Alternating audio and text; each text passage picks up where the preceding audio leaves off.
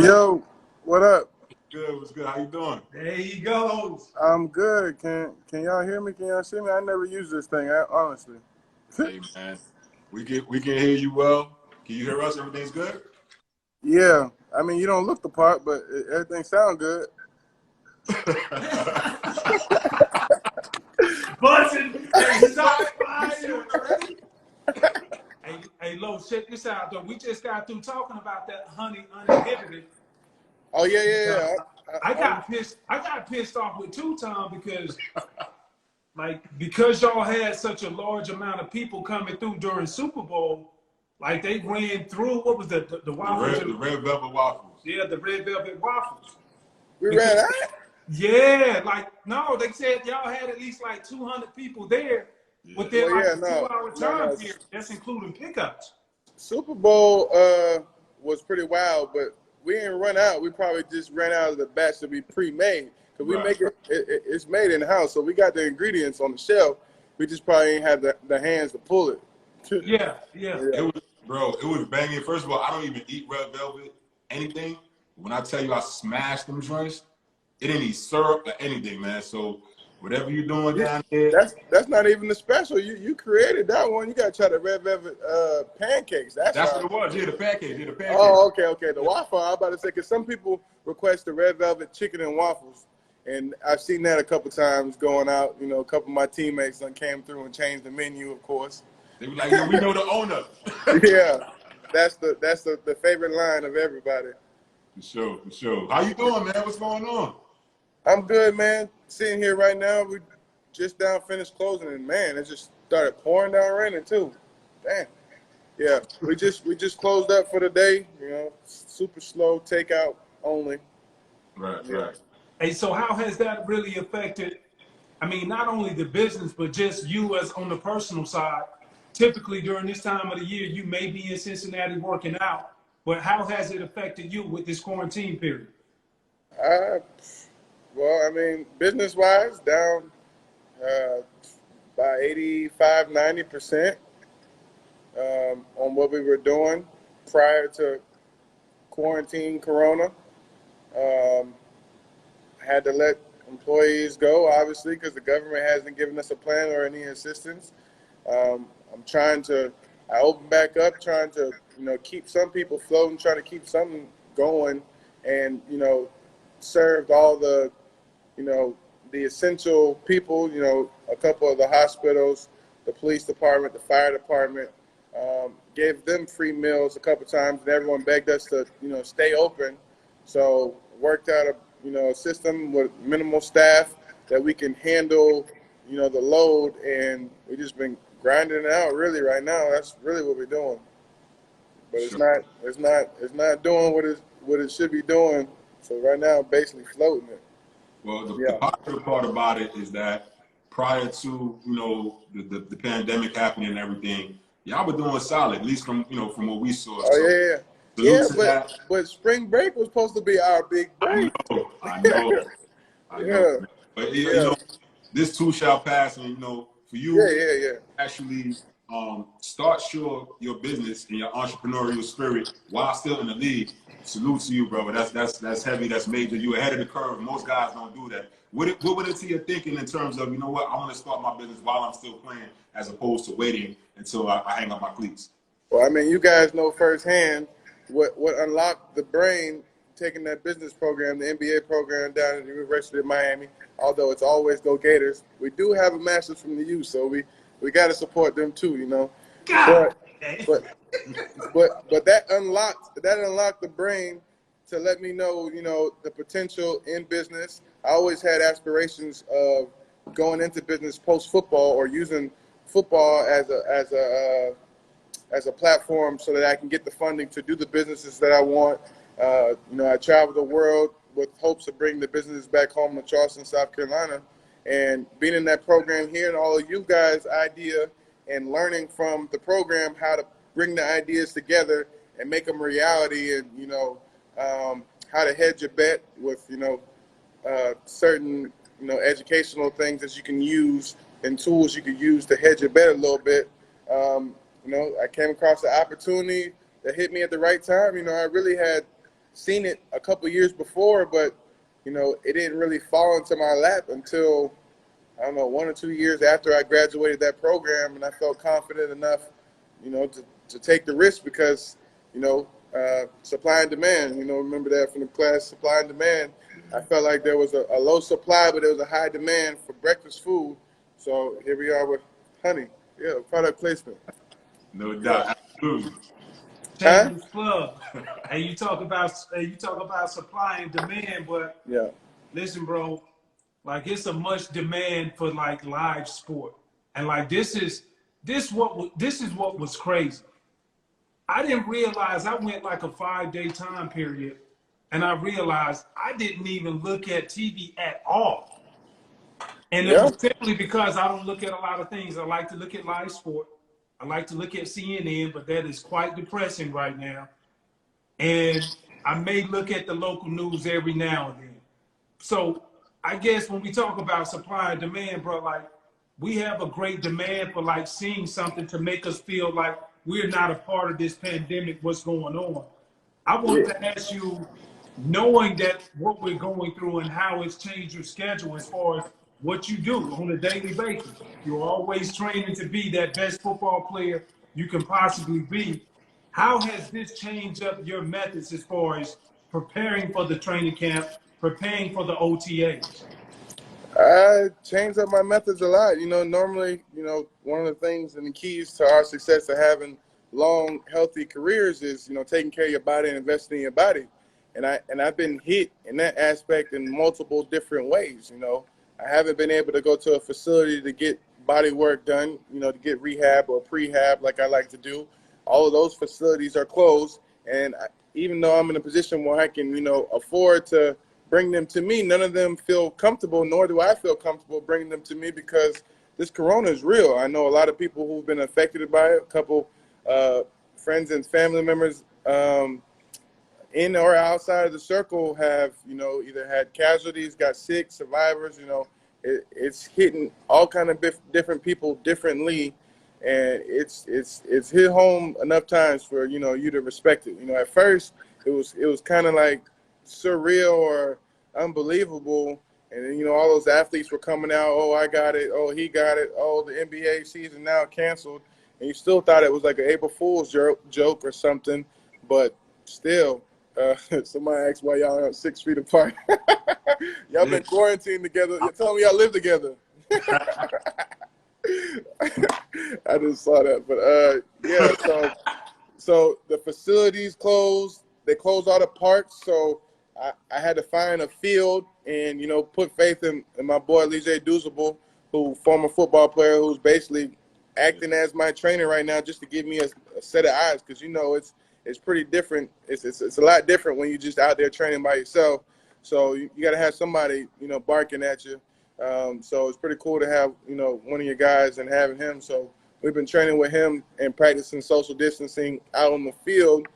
The first spot we had got shut down. So we ended up having to find, not even a field. We had to find another patch of grass to get our work in so that we can do something, because the NFL was one of the only professional sports that didn't give a timeline or say we're postponed to this. So we had to prepare as normal because, you know, the government was taking it day to day on the protocol, and NFL didn't announce any big delays or scheduled time things. So I got to stay ready, you know. And then, you know, the toughest thing is when you start to prepare for something, then you stop. It's that much harder to get back going. So I'd rather try to push through even with the delay than to stop and start, you know. Right. Shout out to Dudes, always getting it in. He's retired now from the NFL. Still continues to work out hard. I see him doing the 20 push-up challenge. I'm like, nah. I did 10 the other day and I was hurting. I'm like, nah, this ain't for me no more. Yeah, he tried to get me to do that 50 push-up challenge. I've ignored that request multiple times for everybody. So, I ain't with it. Hi, Mom. I see you just jumped on. Hey, Mom. Mom came in. What's up, Mom? Dudes? Yeah. Absolutely, man. So, you know, the draft is around the corner, and yeah, you know, that's gonna be weird too. It's gonna be weird.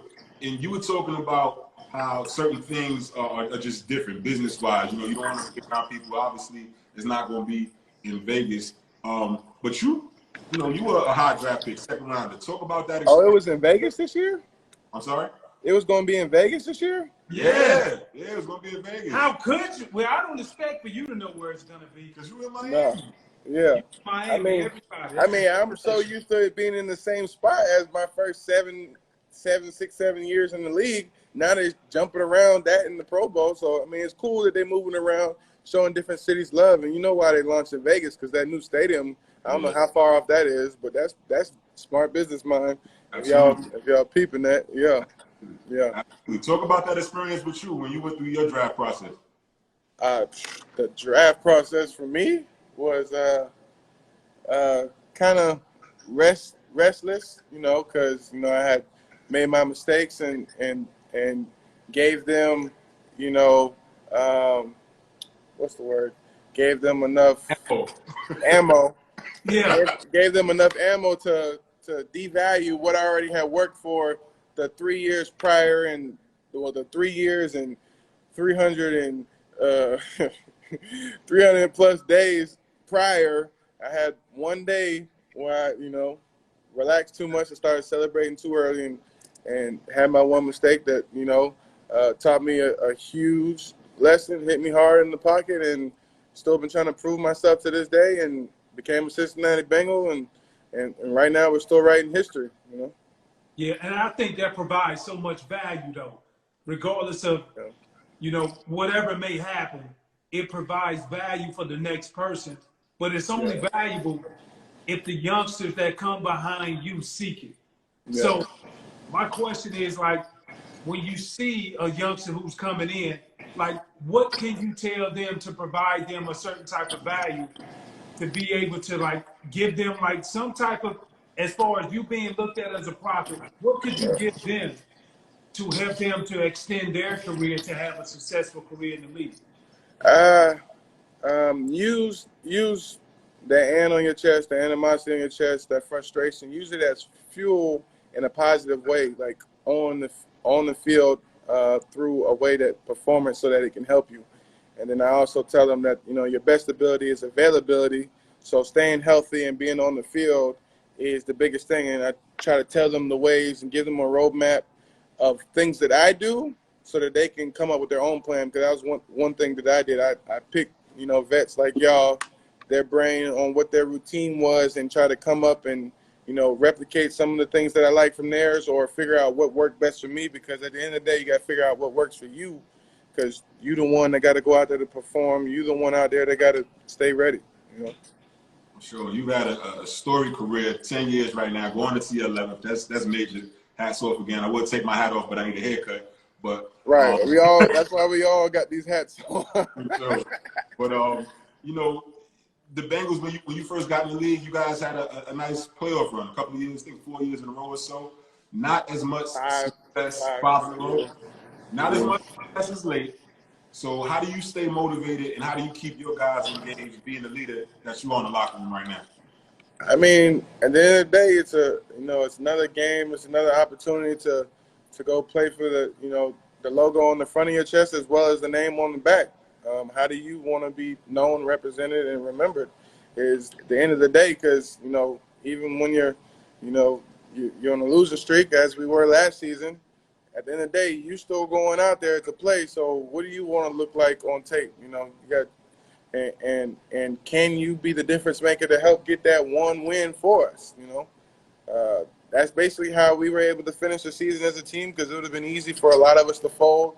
We had a lot of adversity, a lot of frustrations, a lot of challenges throughout the season. But we continue to, okay, who we got next? Let's focus on what we need to do to prepare to have a chance to beat them. And that's what got us through the week. And then in the game, just that competitive nature, just competing on the field, took over for the game. And you just continued, just to keep focusing on whatever the task at hand was, so that you didn't get caught looking back or looking ahead, and miss what's right in front of you. Another opportunity to finally get a win. Hey, bro, and that's what I respect about you so much, is that you're able to compartmentalize a lot of things, but also making sure what's out of your front window as far as what you see for the moment is the future and the Yeah. possibilities of it. The thing that's curious that made me curious is, bro, you're going into your 11th year right now. And that's very rare to be on the same team. Yeah. 11 years. Number two, which is really number one, a lot of guys, or the stigma that comes with going to Cincinnati back in the day when I was playing, shit, maybe even 5, 7 years ago, is, all right, they maybe have become a better team, but they're not going to get to the next level. I look at some of the great stars that came out of there that eventually left and went on other teams. Willie Anderson, myself. You look at Corey Dillon, who left and went to the Patriots and won a Super Bowl. Give us some insight on, you could have went anywhere that you wanted to, but obviously you stayed in Cincinnati and it's working out for you collectively. Like, what was the vision that you saw that made you decide outside of money? Because I know somebody just put up money, but you ain't necessarily motivated by money. And I No. know that. But No, I just just wanted to hear from your perspective on, like, what did you see that allowed you to say, you know what, I want to become or make this team better than what it actually is? yeah, because first of all, you know, with success on the field comes all those other things, money, rings, all those other things. So when you're on a winning team, everybody wants a piece of that, and they value that more. So that's how you get your stock to really go up. But personally, for me, the reason why I stayed with Cincinnati is I wanted the opportunity to, you know, to have that Philly type story where you do it for a team that hasn't really done it before, and that the whole city erupts in celebration because it's been so long, so many decades, or so many people have, you know, been supporting the team for so long, and they haven't had a chance to enjoy that. I wanted to be a part of that type of story versus jumping on, you know, a team that's likely to go to the Super Bowl next year to finish out your career. I try to focus on, you know, being that difference maker to help get my team there. But obviously, you know, it's been an uphill battle for us these last couple of years, and you know they make that huge change last year, where we got a new head coach, a lot of new coaches, a lot of player coaches, and a lot of new players. And then you talk about the draft. We got the draft coming up, which is super odd because they're gonna do it over FaceTime, just like the free agency. All these things with this quarantine has been weird. I was in London when you guys came there last year and you actually Yeah. played the game, was able to broadcast that game. Your head coach, Zach Taylor, what is the difference from coming from, you look at Marvin Lewis and then you look at Zach Taylor coming in up under his new leadership? What are some of the things that are different that people don't know? That they don't know? Well, he's a couple years younger, maybe like 10, 15 years younger than Coach Lewis. Are y'all the same age? Nah, he's older than me, but we close. But you know, I'm still able to suit up, you know, and I'm still going. So I'm gonna say that I got that. But it was kind of odd because you went from a defensive minded coach who was always focused on the defense, which you love, and you know he's going to go to back and do things in favor of the defense or make the defense work harder. But now you got an offensive mind coach who challenges the offense on the daily, and you see the benefit that they're getting from it. You see how many weapons they got. You see the potential that they got if they can just keep guys healthy and on the field. We got so many weapons on that side, so it's kind of intriguing because we know defensive-wise, we got the guys that are just going to work and compete, and you know they want to hit something. They want to make a statement. They want to set the tone in the game. They want to do these things. So you don't really need the extra. I mean, you like it, but you don't really need the extra. Not to say that the offense needs it, but it's cool to see how much influence a defensive mind coach has on one side of the ball versus the offensive minded coach has on one side of the ball. And I'm just really excited to see it all unfold with this being year 2, because I think this is the year that's going to click for everybody. And you're talking about it being year 2 for Coach Taylor. Now, with the draft coming up, a lot of noise going around about the kid from LSU. Yeah. Bro, Yeah. how do you feel? I don't know if you've seen him or got to watch any of his game and shit. How do you feel about him? Well, I definitely watched this last game once they, pretty much secured that he was going to be the pick for us. Everyone has been saying. I was like, let's see how he really looked.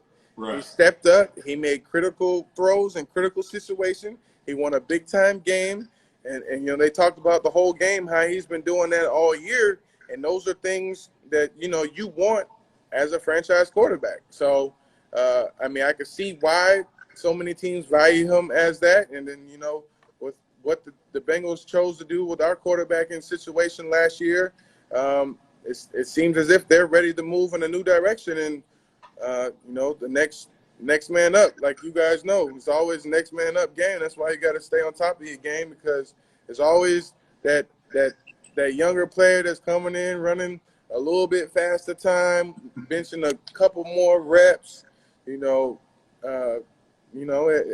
couple inches taller or whatever it is, depending on the position. Is people breeding out here now nowadays. Los, like, look, that's cool, but I'm about to throw you one right here. About to have a behind the mask moment. For 11 years, you whooped a lot of offensive tackles' ass. It is what it is. Yeah. Imagine how good it could be on the other side of you if you could possibly have Chase Young, another freak, and he's right there in the state of Ohio. So I'm just saying, like we can pick and pull. We can say, you know what, Chase Young on the defensive side, or we can say Joe Burrows on the offensive side. Like, if I was to hand the draft pick to you, what would you do with it? Yeah. Looking at what the Bengals chose to do last year, the direction that they've committed to headed, and looking at the whole picture from 11-year vet, and seeing what all these young quarterbacks were able to do last year, early in their careers, the impact of a defensive end coming in, there's no price tag that you can put on that, because he's a game changer, and he can wreck the games. But you gotta look at the whole picture and see what pieces you have in place. And right now, from what the decisions that the Bengals made, they don't have the true quarterback that they want in place. So they've made that decision. So this is what we got to do and respect. Like, I love Andy Dalton. He's been my quarterback. We've had 5 years consecutive getting to the playoffs. He's still going to be my quarterback to this day. Shout out to T.O. I'm going to shed a tear, But the Bengals and the business made a decision last year to do what they did. So, so as a business guy and people with a business degree, you understand what they're trying to do, but you don't know until they actually do it, because, it's unpredictable. So whatever they do, I see a lot of value in either direction. But, we have a lot of hogs already in that defensive line room that we don't exactly need the extra help. So that's not a necessity. So, I've heard rumors about possibly trading back to get a 2-for-1 type deal. So there's all kind of rumors. I wouldn't say that the best bet, to answer your question, since I've been rambling, to answer your question, to get on right now would be the defensive end, because I feel like we got guys in the room that can already change the game and close out these big games for us.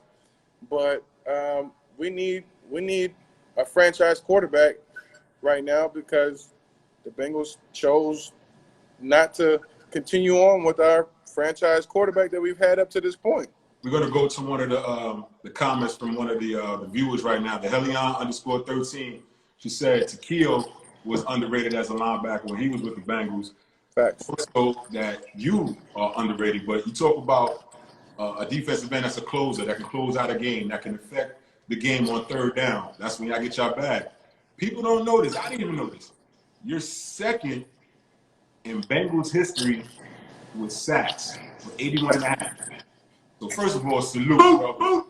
I appreciate it. That's Salute for that's that. that's But second. how's it That's gonna second feel? on the unofficial list. Right. On the official list, we number one. So I ain't gonna let them They take that shorted you from me. some? They shorted you some? Huh?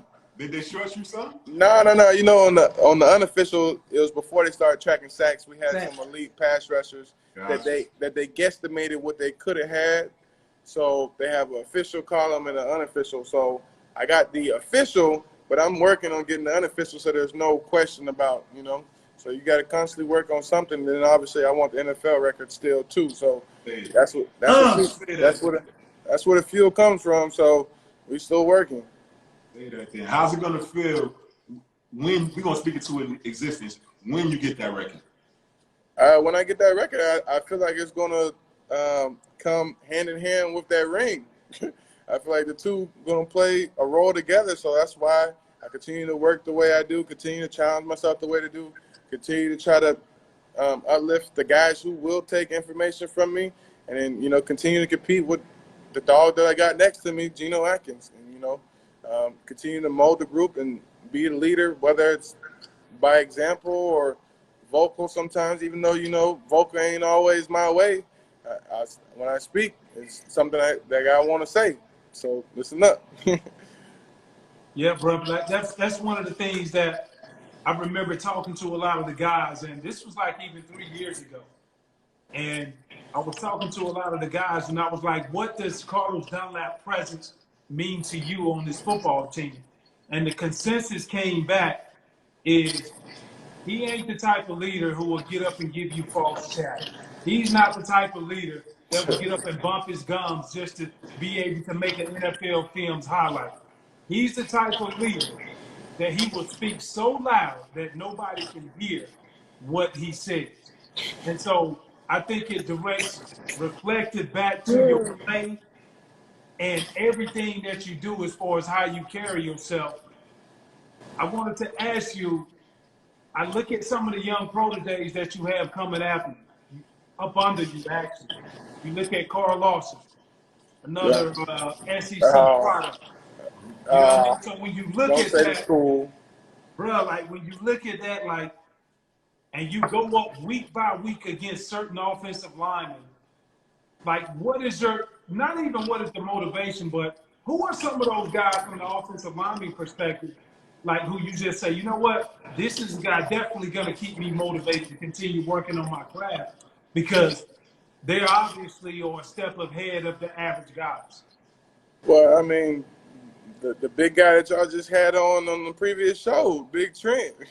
When we was going up against him, seeing what he came off of that Super Bowl run and seeing how he flourished in a new position at the most critical and highly valued position for one of the best quarterbacks to ever play the game, you definitely want to step up because he's just now headed towards his prime because he's still a young player, and that he's just scratching the surface on his potential. Yet he's still playing at a high level. So that was one of the offensive linemen that last year that I had to go against that I had to pull a couple extra hats out the bag, put in a little bit of overtime than you already do, and reach back a little bit deeper in the tape to try to get tendencies and to get to find that opportunity, because obviously you got an elite player who's also coming from an organization that he was in, now playing at a high level and playing for the name on the logo on the front just as much as the name on the back, and he's got that red target on him because he just got that big deal. So you guys know how that go. When you just sign, everybody's got that target on you trying to make some money off of you, and you trying to prove a point that you worth it. So I wasn't gonna let me be a checklist on his thing too. So we're gonna have to bump heads all day. I'm sorry, we're gonna just bump heads. Hey, one of us gonna knock each other out or something, but we're just gonna bump heads until we stop getting up or they blow the whistle, whatever. I told him, I said, it's all love, Gators all day, go Gators all day, but we're just gonna bump heads until they stop blowing the whistle. So we'll talk after the game, bro.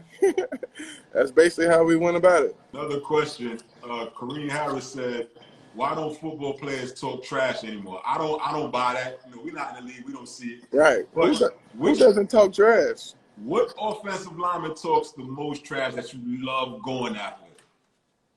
Offensive lineman, I don't think no offensive lineman talk trash no more. They don't want no smoke with you, yo? That's what you're trying to do? Nah, I don't think no offensive lineman talk trash. The only offensive players that really talk trash are some of these quarterbacks that a lot of people don't even think would talk trash, actually talk trash. I ain't gonna say some names. I don't want to say. Nah, you gotta give us one, bro. Let's see. I heard Tom Brady talk a lot of trash, yo. Tom Brady talk. He gonna throw his jabs in there. I don't believe that. Tom would never talk trash. Yeah. Last year he ain't had no trash, but I played him in other games where he talked a little different. And then, you know, Phillip Rivers is a guy that a lot of people didn't expect, but some people know. He talks. Who else? Those are notable ones. I mean, everybody's seen the Cam Newton video of him talking to the defenders mid-play before making a touchdown. But offensive lineman-wise, the only thing they talk about is like is how we gonna execute this block. don't mess up a good friendship, yo. Don't do that on live right now. What? Y'all just talking about how y'all gonna execute this block. Y'all just go about y'all work. They don't really talk like that. It's the other positions. It's mainly defensive people, and then you might have a running back or a receiver that's gonna talk. But other than that, on the offensive side, it's not too many guys who talk. Plus, you know, nowadays with all the mics everywhere and you know, the Pro Bowl voting, you know, I've been on the other hand of it where, you know, it came back that I didn't get voted in because I talked too much, and it was a guy who was on like the Pro Bowl committee that felt like I talked trash. But I was just like, I talk to challenge you to raise your game so that I have no choice but to raise mine because you're playing in your best ball. So I try to bring the best out of whoever I'm going against so that, you know, we compete at the highest level. I don't talk trash to belittle nobody. I mean, I don't care nothing about that. So they really said that one of the reasons that's what it came back. You know, that's what it came back through the loophole was that I was a trash talker, and it also happened to me in high school with keeping me out of the local All-Star game. So we said you know how the players vote on other players for Pro Bowls. How dope would it be if the players actually had a say so in the guys that made it to the Hall of Fame?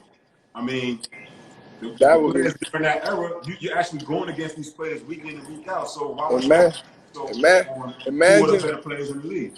Imagine how many more guys that don't have yellow jackets right now that would have one a lot faster. You know, if players had a bigger voice in that. You know, a lot of players would have voted for the people who currently have a yellow jacket, but there's a couple guys who are fighting for a yellow jacket that should be, you know, having a yellow jacket coming their way handed to them because they already did the work. It's not like they can suit back up and go back out there and show their worth now, but they've already put in the work, you know. Takeo, Chad, I feel like he has a very strong argument. Huh? Willie Anderson, Corey. Oh yeah, Willie, Big Willie. A lot of people sleep on his tape. I've seen some of his tape, and you know, a lot of people talk about Anthony Munoz, but I feel like they were neck and neck or battling back and forth if you actually look at the tape. But Anthony Munoz was a dog, consistent dog, all the tangibles, works hard. He's great in the community.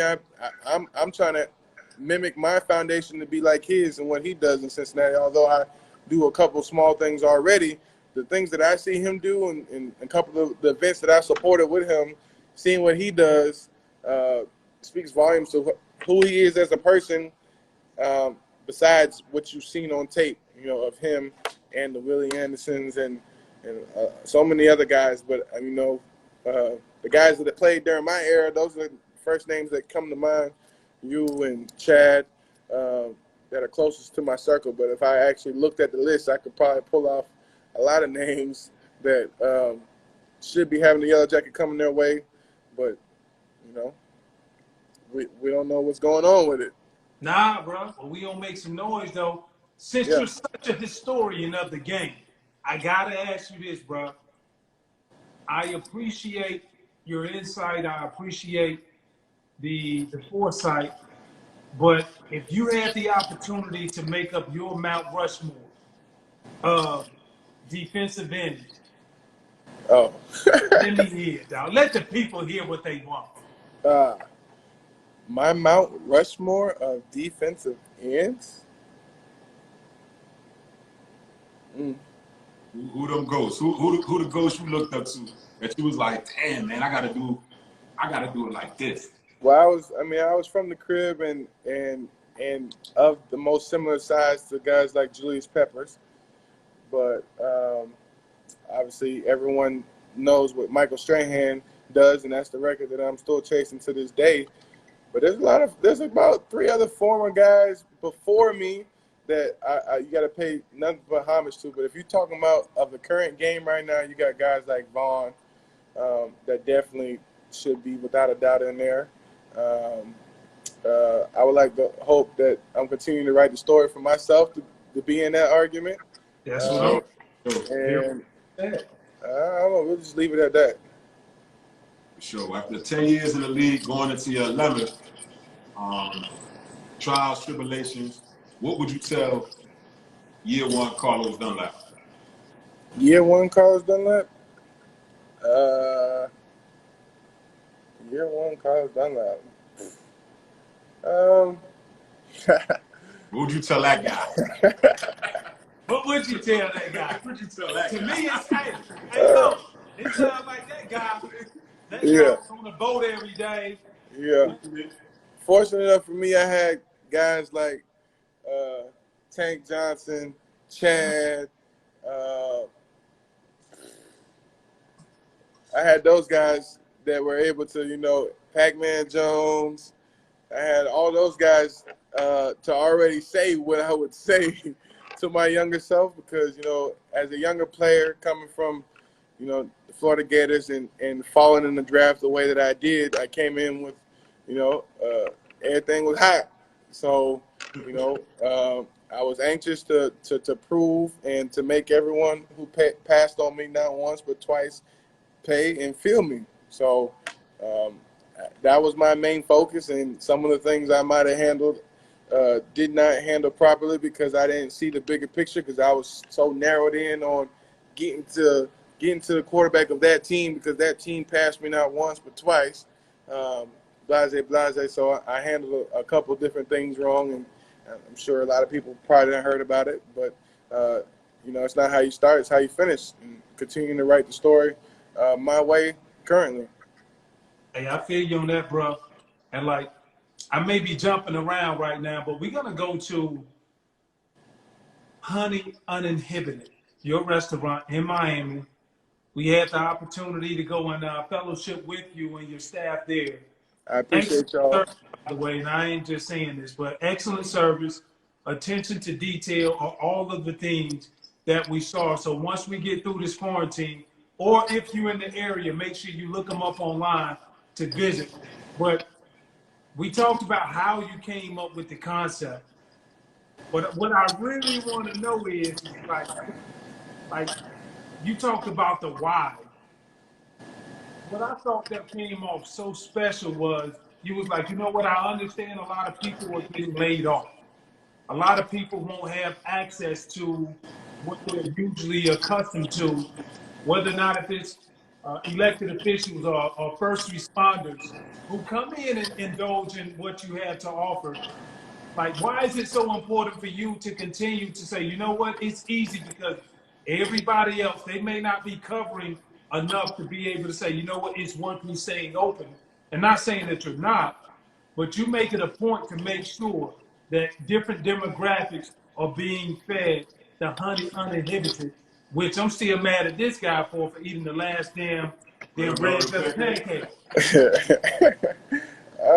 I mean, the real reason why is because, I've been blessed to be in the position that I am to where I can make a difference. But obviously, you have to put on the business cap as well, because naturally, you know, the first instinct would have been to try to float everybody, but that's not feasible or realistic because the government did not give a timeline.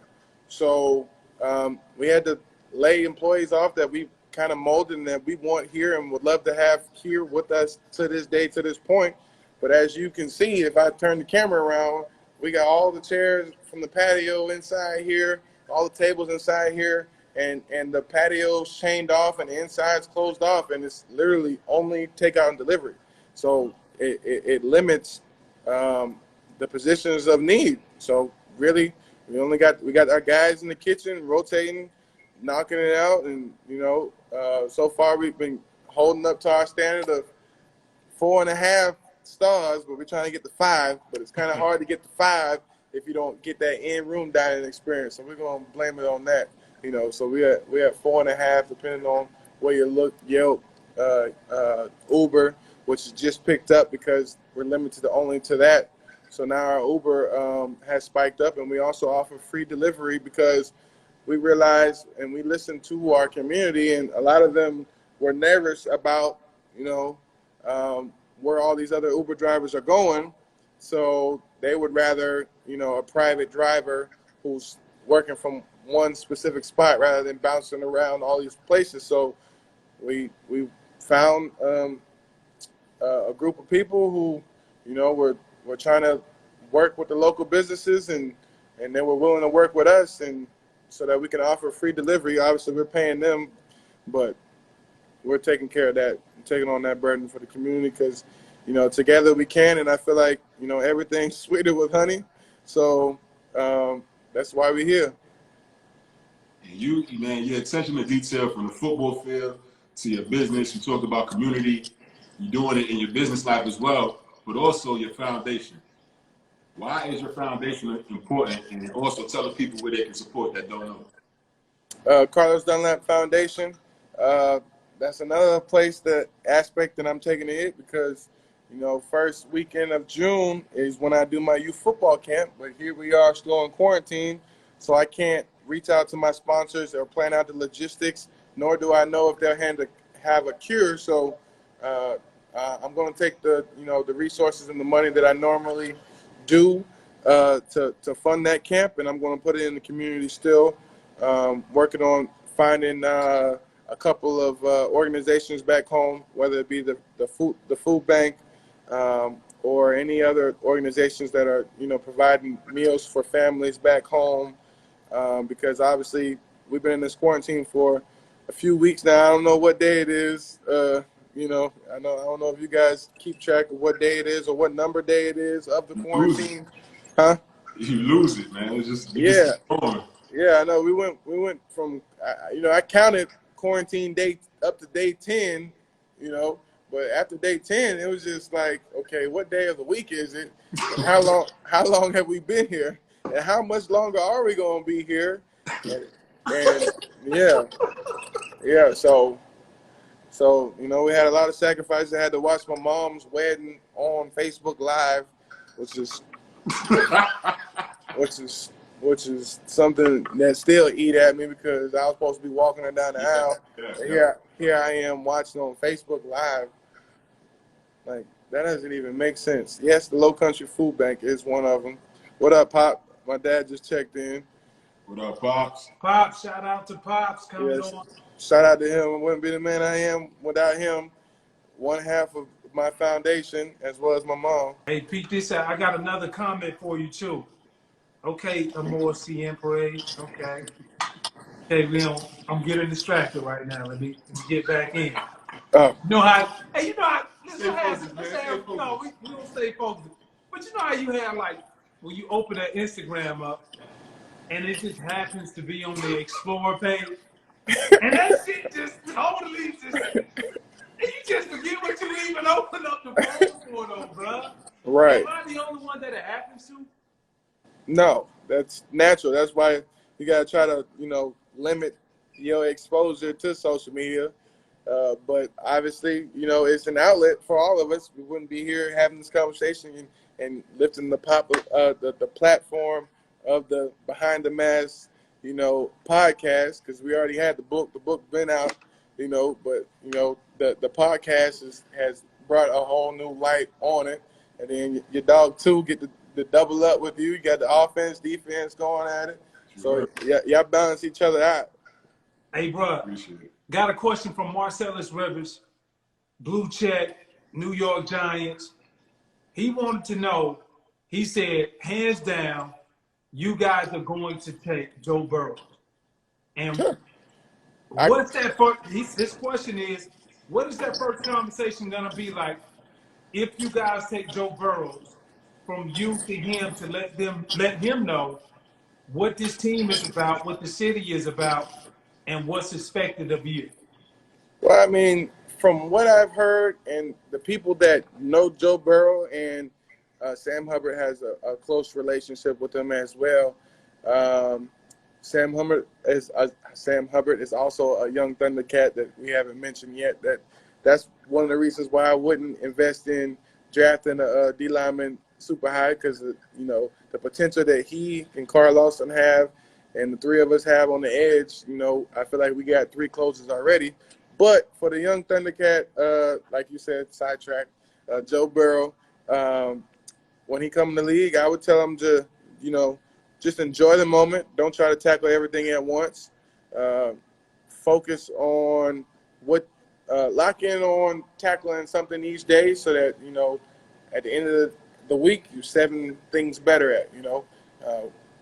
Normally you would have time to prepare for the season, but right now we don't know how much time you're going to have. But the good thing is that I've heard that he's already the pro's pro. He's like a young pro. I don't know if you guys play with some of those guys. There's a couple of players, you know, that get different labels. You know, obviously it's easy for them to label them immature, but there's a couple young players who come in who are like pro's pro, and they become young captains early in their career, yada, yada. And from what I've heard from people in his circle, outside his circle, and people who work close with his team, that he is the pro's pro, and that he's a true leader in the locker room, and that he's a closer, and he doesn't back down from any pressure. He's not going to fold. So those are tangibles that you can build on, and you know, Zach is the offensive mind, so I'm gonna leave some space in his brain for all of them to get in his head, because I'm the little voice in the room compared to, you know, the owners, Zach, and all the other guys. But you know, at the end of the day, we just want to try to be a crutch wherever he may need, so that we can all accomplish our team goal. For sure, man. Well, we're about to let you get out of here. We definitely appreciate your time. Yes, sir. We want you to stay healthy in the off season as well as into the season. Have a healthy 7th year. I appreciate that. All the success this year. All the success with Honey Uninhibited as well. And then we got one last question, bro. We see on your Instagram posts, we see you on that yacht, on your boat, cruising through the channels of Miami, man. When are we gonna get the invite? That's what we want to know. When can we meet 2 of the 12 people that you got on the boat? I can't pick y'all up in Atlanta. Y'all got his lakes there. Man, you ain't saying that. I'm gonna catch a flight. Oh, hold up. Hold up. I can't even catch a damn flight. Yeah, hold up. Yeah, in the flights that you can catch, although they're cheap, I would not risk going through the airports with how this thing is traveling. You know, they say 6 feet, but they say you really need more than 6 feet. So that means if we were to come, you probably won't let us on the boat, huh? y'all know y'all good. Stop fronting on him. As long as the only stipulation is y'all gotta eat at Honey first, because the marina's nearby. So y'all eat at Honey first, then we go. Say less. And it's not a yacht though, so you gotta humble yourself a little bit. It's a boat. It's a fishing boat. You know, it goes fast. It doesn't go slow and have the rooms and all those things, but it's efficient for what I like to use it for. It's fly, bro. That's all I'm gonna say. Exactly. Much love. I appreciate it, man. Thank you for your time, my brother. I appreciate both of y'all. Much love and success for both of y'all. Continue on, and Behind the Mask blows up to millions and millions of followers and viewers, hopefully. Amen. Appreciate it, brother. Respect, homie. Yes, sir. Appreciate y'all.